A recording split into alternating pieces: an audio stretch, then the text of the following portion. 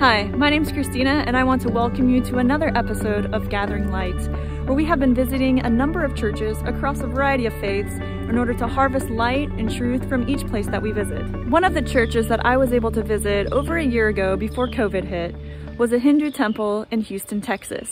In this particular video, you can check it out in the link over here. This particular video got quite a bit of attention, particularly from our new friends in India. And I just want to personally thank you all for commenting and leaving us with so many helpful and uplifting messages about your faith and what it means to you and how we can increase our understanding across the globe. And since you all seemed pretty interested, I thought I might share with you another Hindu temple here in the United States of America. So today I'd like to bring you to the Hindu Temple of Atlanta, Georgia. I'll show you some of the temple grounds from the outside, and I have a couple friends who are going to be coming along, and we'll share with you a couple of our impressions. We won't give you a super detailed account of what we observed there, but we'll just give you a few takeaways. So I hope you all enjoy this, and thanks again for sharing with us in the last Hindu temple video to increase our understanding. We just really appreciate it.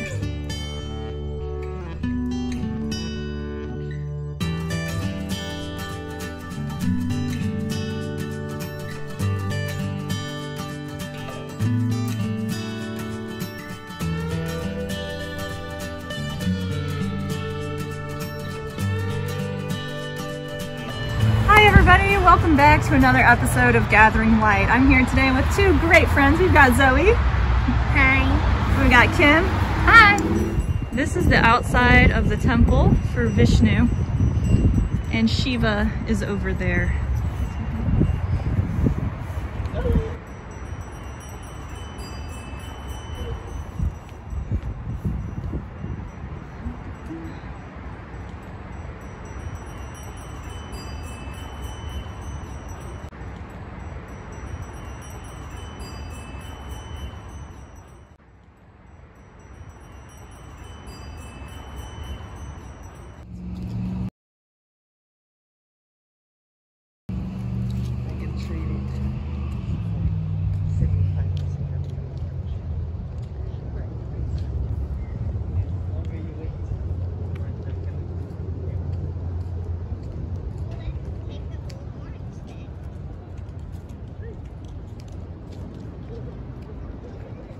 So we just got out of the first service.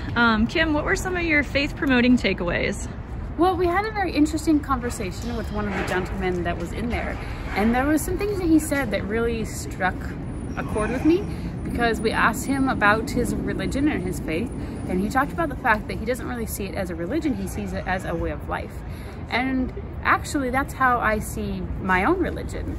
I mean, lots of different people think different things about my religion, but in all reality, it is a way of life. It affects the decisions that we make and how we interact with people and the things we do on a daily basis, and the movies that we decide to watch, the music that we decide to listen to. And so it's really interesting, and the things that we decide to eat. My husband and I are constantly discussing the fact that in our scriptures, it promotes eating wheat. And so we should eat more wheat.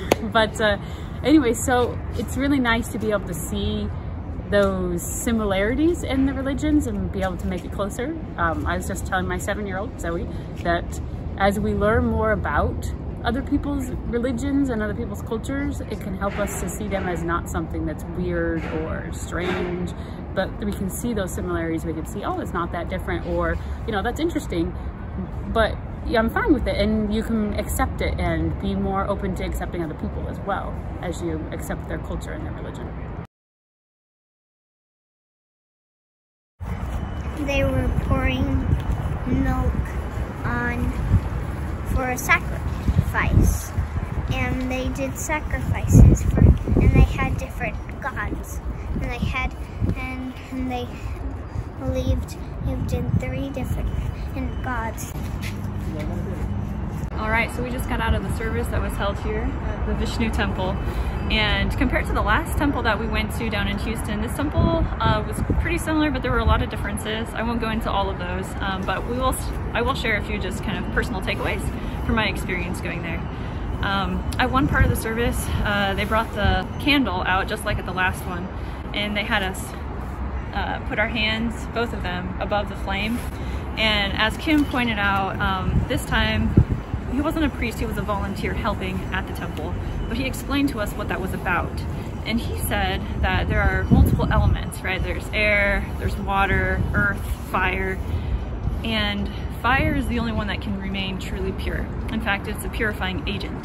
And so we put our hands above that flame in part to help purify us. He also did say that there's lots of interpretations in Hinduism, and if you ask someone else, they might give you a different interpretation of that, but that's the interpretation that he provided us today. And I really like that, you know, that we can become made pure and clean, and that, you know, within my own religion, there's a lot of symbolism between fire as well and water, and how that can be a purifying agent for us. And so I personally like that. And then after that, well, basically the main service that was going on here today is they were preparing, and excuse me if I use the wrong terms, I'm still learning about this, but they were preparing Lord Vishnu for the week. And so they were bathing him with, like Zoe mentioned, milk and honey and fruit juices and all kinds of things. And then they were going to be putting flowers upon him and clothing him and all of these things.